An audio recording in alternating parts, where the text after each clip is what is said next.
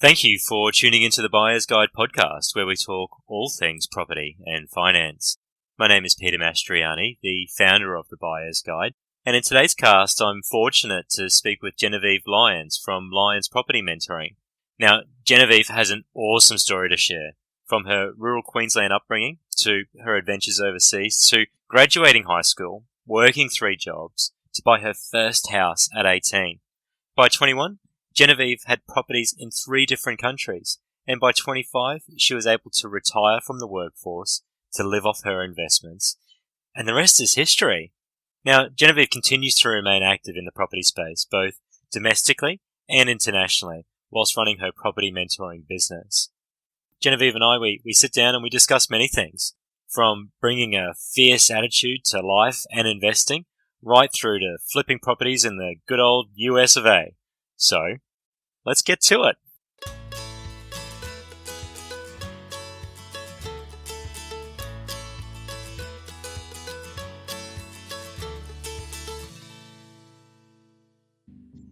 Gennavieve, hi. Thank you very much for joining us on the Buyer's Guide podcast. It's great to have you on the show.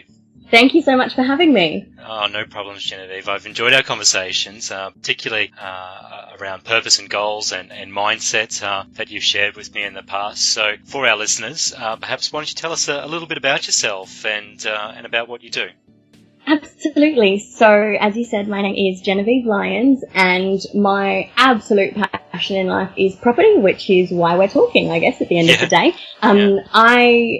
I don't even know what brought it on, but I've always been crazy passionate about property, to the point where I knew at about 16, 17 that immediately when I left school, that's what I wanted to do.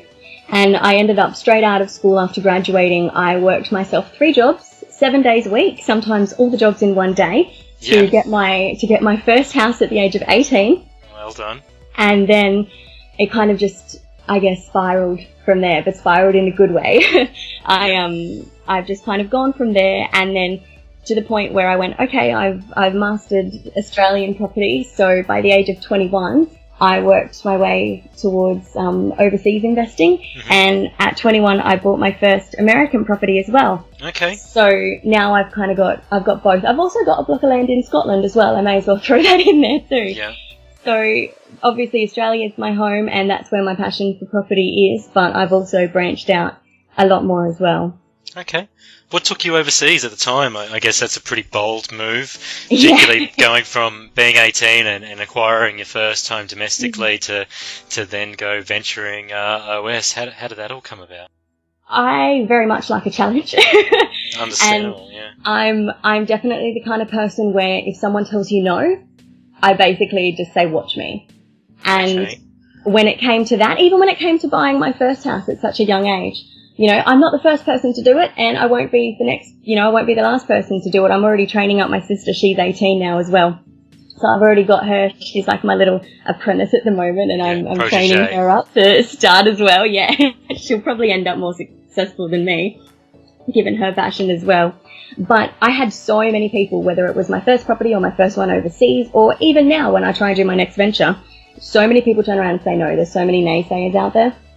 So it was very much, I used that energy, and, you know, yes, it was a bold move to go overseas, but it was something I wanted to do and something I wanted to prove to myself. And like I said, like a new challenge, and yes, there's been ups and downs to it, but that's like doing anything. And at the end of the day, if the alternative is to be still working a full-time job until I'm, you know, God knows how old, then no.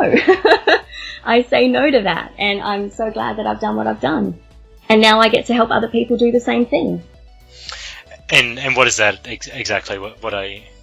So I've now, after having so many people come to me, started off with, you know, family and friends, people that knew what I was doing, and then the word started to get out to more people. I've had people approach me, people that I haven't spoken to in years and years and years, that have found out about what I'm doing.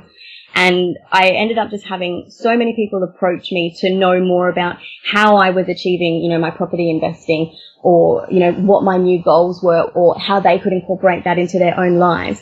It got to the point where people were so either negative towards it, or they just thought that it had such a high risk factor, or they just weren't educated enough themselves to think that it was even possible for them. And it just drove me crazy that these people who were just like me didn't think that it was possible for them. They would say, oh, that would be nice if I could do that. Just like when people, want to win the lottery, that sort of thing. Oh, that'd be great if that ever happened. But they don't do anything about it because they either aren't educated enough, or, they just don't believe that it's something they can achieve.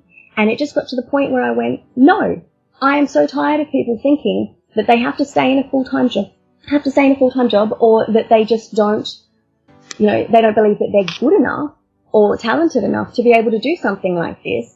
So I guess took the mission on myself to help educate these people, which is what formed Lyons Property Mentoring, so that I can help shake these people out of their current reality and give them that light bulb moment where they go, oh my gosh, I didn't, by doing the numbers and by just educating myself a little bit more to see that there are ways of eliminating risk, or, just understanding the processes better, because we're scared of what we don't understand. That's normal.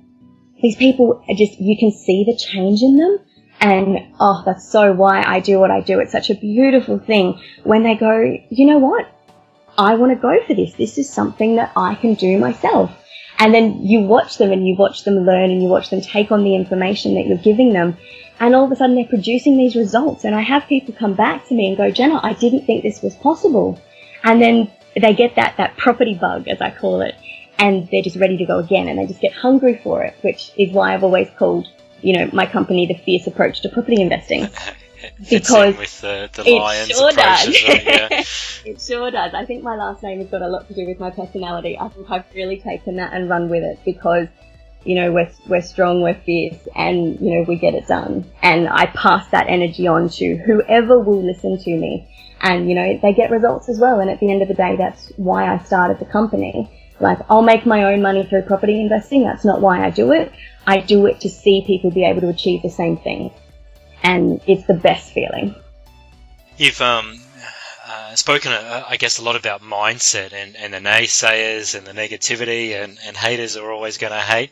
So how did you overcome that personally, particularly at being such a young age? I guess it's easy to say, oh, I guess you're right, maybe I shouldn't be doing that, or how do you get over that obstacle of overcoming perhaps other people's opinions? I won't lie.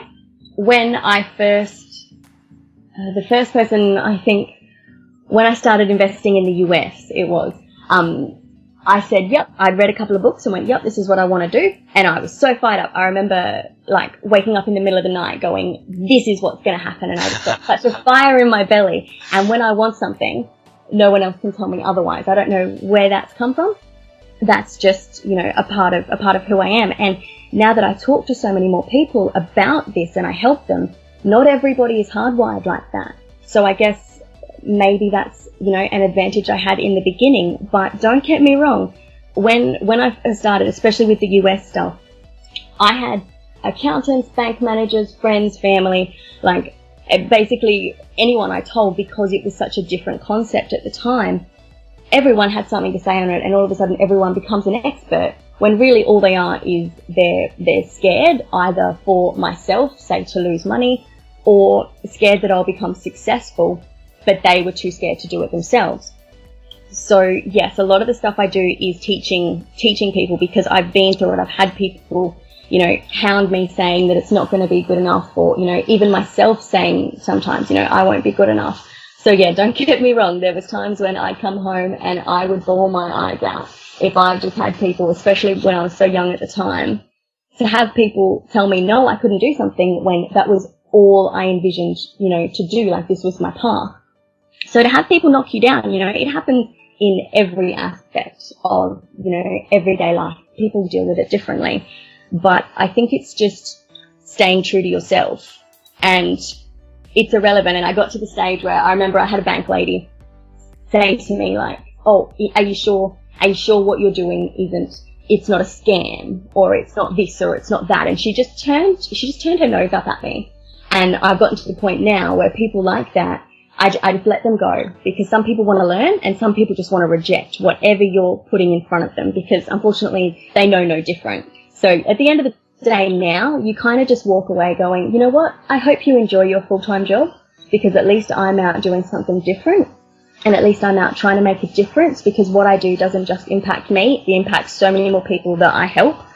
And you know what, if that's what they want to do, if they don't want to take any risks, or if they don't want to educate themselves to know that there are options out there to help produce passive income, or, you know, just investing in general, then, you know, if that's their choice. And you can't take that on board yourself. If you're on a high and you're full steam ahead and someone like that says no, you've just got to learn to put that, you know, take in what they're saying. Yes, that's their opinion. Everyone's entitled to it. And just push it aside and make sure that you're staying true to yourself and staying on your track, because, you know, at least you've tried, because people like that aren't going to try. So why would you listen to them? Absolutely. I couldn't agree more. You've got to follow your heart and your intentions. And I guess if you have a big dream, there's nothing wrong in going out there and trying to give it a red hot go. To again live that life that you would love to have. So well done for doing that, Gennavieve. It's awesome. Thank you. I don't know much about the US property market. My blinkers are on, and I kind of focus my attention domestically, as probably do a lot of the listeners. Yeah, I completely agree with that. Definitely. So can you tell us what's the property market like in the US? I know property prices are suppressed to a certain extent, or they look really cheap, I guess, in comparison to what's on offer here. But I'm sure there's a lot more peculiarities around that than just looking at the prices. So could you tell us some of the lessons that you've perhaps learned through that journey that you've taken? Oh, so much. When I first bought, like I said, I was 21, so it was a couple of years ago now, but it was when we were dollar for dollar with America. Uh-huh. So immediately that was a, you know, huge incentive for me to move forward. And now obviously we're sitting at what, you know, around 70 cents or so. So any money I bring back into Australia immediately gets that, you know, that's just an, you know, I guess an extra little bonus, you know, bit of income that is attached to that, which is always nice. Obviously that can change at any time, but, you know, that's something that I factored in when I chose to do this. Yeah, obviously most people will know, you know, how horrible it got for the, you know, American economy years back, and it's still recovering now. But yeah, there was just definitely a lot of opportunity there. There was so much research involved. But like I said, I like a challenge. So I did what I had to do to educate myself before you do anything. Gosh, I can't stress that enough, which is why I now do the teaching that I do to educate people. So, you know, they eliminate as much risk as possible and just open their eyes to what's actually available out there. But, it was, there's been so many amazing lessons that I've learned, because even if things go terrible, which, let's be honest, they haven't, like, you know, otherwise I wouldn't still be doing it. But, you know, little things like, I had my property manager contact me. Obviously you deal with time differences and things like that, but stuff that you wouldn't have expected to happen here, because we're used to how Australian properties run. But I had my property manager contact me once to tell me that there's raccoons taking up residence in my roof, and little things like that. And it's same like, as well, a possum, is it? Or yeah, yeah. Basically they're possums. And I was like, I have a raccoon in my roof. I've never even seen a raccoon in real life. You know, how do I even just let them deal with it? But it was, you know, they're lessons that I obviously still need to learn, and, you know, that's just part of maintenance, like any property you have in Australia. But it was just the learning curve with things like that. I'm like, I didn't even know that was something that I could encounter, but now I know, and now I know how to deal with it. But I definitely believe that my focus is still in Australia, but I think I enjoy the challenge and I love travel. So any excuse to get over and venture around and see the rest of the world at the same time. And, you know, I don't enjoy sitting at a desk. I'm not a, you know, suit and tie kind of person. So I enjoy, you know, getting down and dirty and doing some of the renos myself, and, you know, actually getting in the middle of it and seeing the results myself as well. Is that what you've focused on mainly, trying to do flipper style projects over there, is it? Or Yeah. In America, that's my strategy over there. So depending on what market you're in, depending on what you've always got to look at your exit strategy. And for me in America, I've got some buy and hold, so I'm just receiving the rent off those. But then, definitely like that's what I get most excited about is the flipping side of things. So we're buying something a bit more run down, and then you renovate it, and then you tenant it, and then you sell it, and then we're, hoping to get these things turned around in, say, like, a month or so. So it's very quick, it's very fast-paced, it's exciting, and, quite different to the strategies I would use in Australia, say, whereas here, because we're, our economy is quite strong, like we didn't see the kind of recession that America saw, like our property prices obviously did not drop anywhere near like what they did, and we obviously recovered a lot faster. But I'm very much, in Australia, I'm much more of a buy and hold. However, I have used a lot of other strategies here, like, I've done renos and stuff. However, I did keep that one as well now that I think about it. And, lots of other different strategies. But for what I teach, especially for beginning investors, especially in Australia, I'm looking into teaching more about the American side of things, but I believe that you should understand the basics first, and the easiest way to do that, if you're in Australia, is to obviously learn the Australian market and how it all works here first. But I definitely believe that, doing your research here and I'm very much pro buy and hold in Australia, whereas in America, I'm flipping them in a month. So, it's very different. You've just, and in all aspects of life, I guess you weigh up the best ways to do whatever it is you're going to do. And I definitely teach different strategies for each location. Yeah, sure.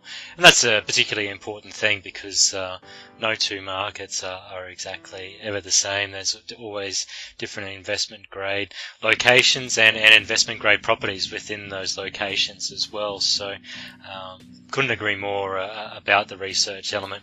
One thing that I'm always amazed by is I quite enjoy watching the Flipper projects or the Flipper TV shows that are on Channel 94.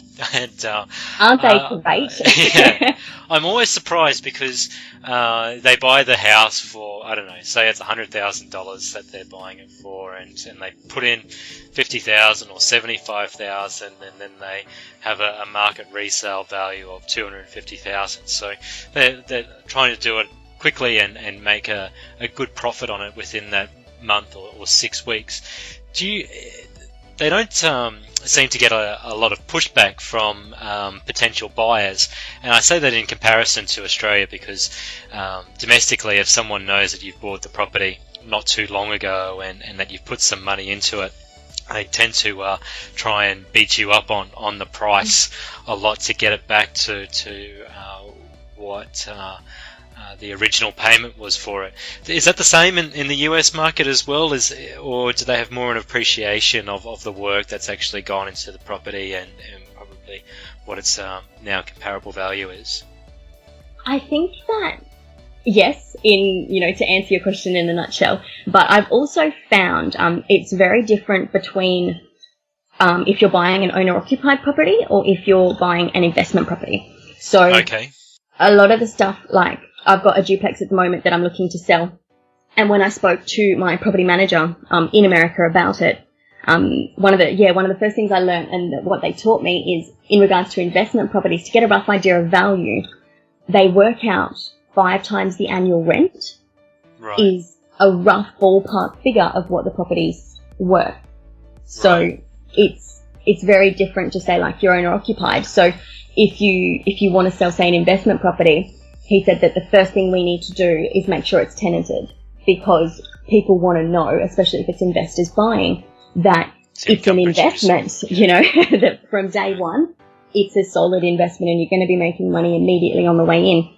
So yeah, there's definitely a different way of looking at it. Whereas here, we go, oh, there's someone, not me necessarily, but a lot of the time we go, oh, there's someone in there. That means that I need to, if you want to live in, that's something that you've got to deal with. You've got to look at, removing tenants if that's where you go, or people want to actually go into the house and it's a hassle to get in to look at it. If there's tenants in, you've got to get times, things like that.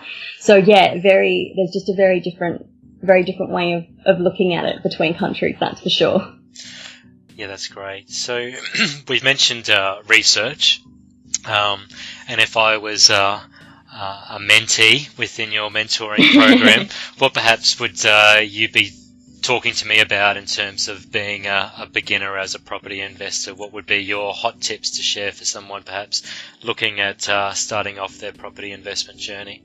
Outside of research, of course. Yeah. So obviously there's so much involved in that side of things, which is why I do a video to the guys in the training ring, which is the membership site on my website.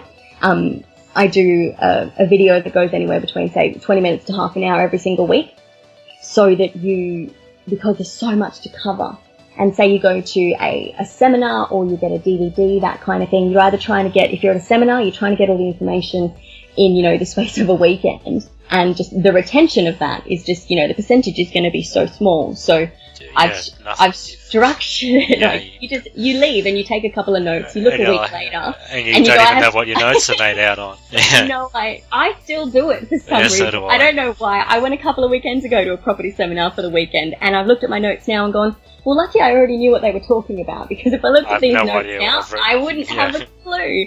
So there's a lot of reasoning and like a lot of structure behind why I do what I've done. So it's more of like you get the information, but it's presented to you in a way that you actually retain it. And then you can also go back to look at it rather than it being a one-time thing or trying to absorb, 70 hours worth of content in like a investing pack that you've paid thousands and thousands of dollars for. Like, don't get me wrong, I've done all of that. That's a lot of the reason why I've learned what I've learned.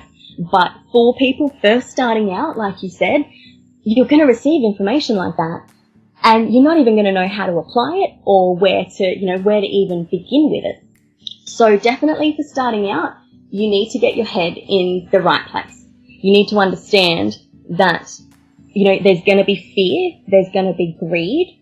You need to understand how you operate when either of those are in play. And you need to understand, most of all, that the mindset involved is the biggest factor in achieving this. You can set yourself up for success. You can, be ready to buy. You can, be ready to invest and be on this big journey. And then all of a sudden the self-sabotage starts coming in and you start going, oh, but, maybe I could spend the deposit. I could spend the deposit on a car, or maybe I want to go on another holiday. Whereas what I teach is, you know what? If you use that money to, say, invest in this, and then you're receiving this kind of rent, and you've got your growth, you've got everything else that goes on, you can use that equity, or you can use the passive income that you're receiving to go buy the car, and you've still got an investment. So you need to understand, you need to get your priorities straight as well, because we're hardwired, thanks to the education we get and just, society's, habits in general, to, the first thing people want to do when, say, they get out of school. Because, like my sister, I like to get them, younger as well. Obviously, I teach people of all ages. But before they get too many bad habits about money and those lies we tell ourselves about money. So it's definitely showing people that, you don't, and no offense to the people that have, I went to uni and everything. I just don't necessarily use that anymore. But you don't have to be, the smartest person out there in order to do this. You just need to educate yourself on what's relevant and apply it. Most of all, you need to know why you want to do it, and you just, you need to get that fire in your belly about life and what you can be achieving. And then you don't necessarily have to like property, and that's what I teach people as well. Clearly I like property enough for everyone.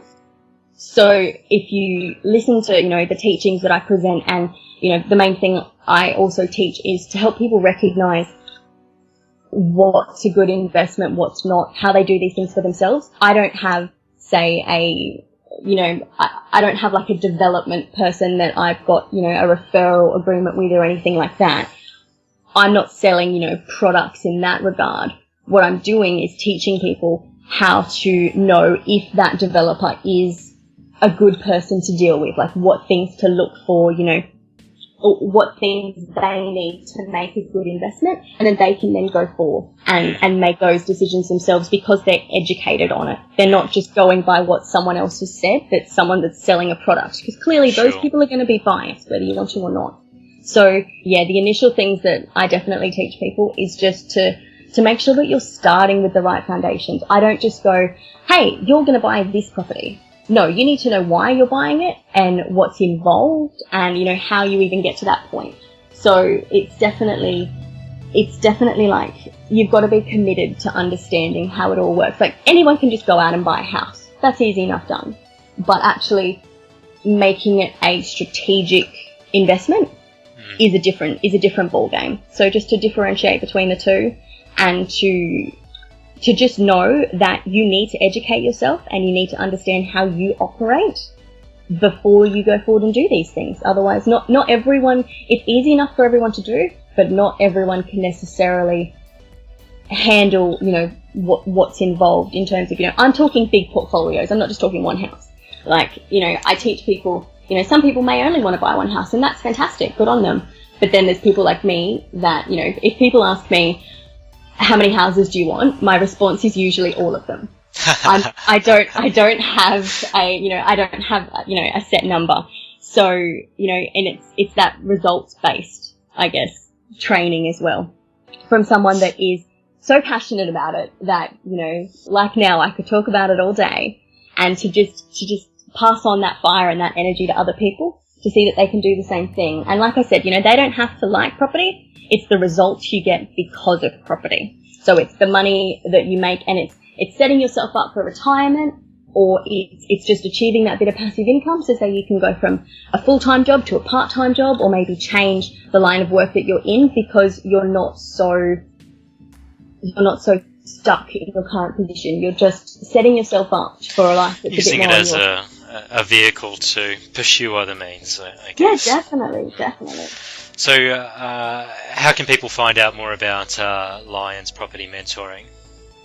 First step is definitely to go to the website, lyonspropertymentoring.com.au, which is where you can sign up to the training ring, and there's lots of other different, you know, cool bits and pieces on there as well. But if you want to learn a bit more first, I publish a little, I guess, mini videos every week across all of my social media. So you can search for Gennavieve Lyons or Lyons Property Mentoring, especially the YouTube channel, where, like I said, I post a little video up on, you know, recently I did one on the differences between companies and trusts, or working out which investment's right for you, like just little bits and pieces that I can cover off in a couple of minutes, whereas, you know, in the training room we go into a lot more depth.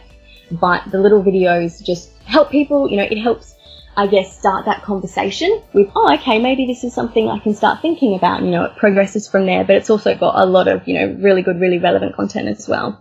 So any of the social media or the website to sign up to the training ring. Oh, that's great. I've enjoyed watching quite a few of your videos now. Oh, you've seen them too?